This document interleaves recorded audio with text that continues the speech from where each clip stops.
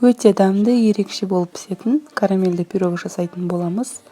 Бұл пирогты міндетті түрде жасап көріңіздер. Көңілдеріңізден шығатынына сенімдімін. Ұнымызға холодильниктен шыққан сармайымызды қосамыз. Үстінен қант ұнтағын қосамыз. Жұмыртқа және қаймақ қосамыз.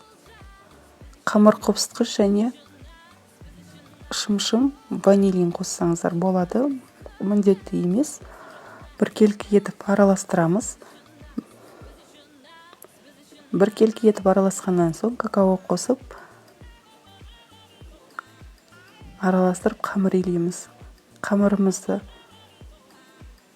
илеп болған соң пакетке салып, немесе пищевой пленкаға орап 15-20 минут холодильникке қоямыз. Тынған қамырымызды екіге бөліп, видеода көрсетілгендей бір-текісі етіп, оқтаудың не болмаса қолдың көмегімен жайып шығамыз.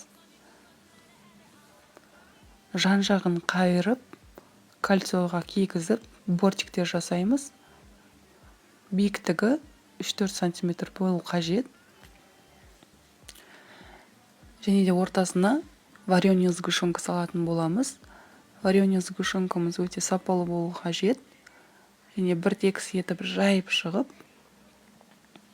үстіне екінші қамырымызды осылай бетіне орналастырып шығамыз. 180 градуста 35-40 минут пісіретін боламыз. Әркімнің пеші әрқалай, өздеріңіздің пештеріңізге қарай пісіресіздер. Және де қалған вареный сгущенкамен бетін сәндеп қалағаныңызша әрлеуіңізге болады.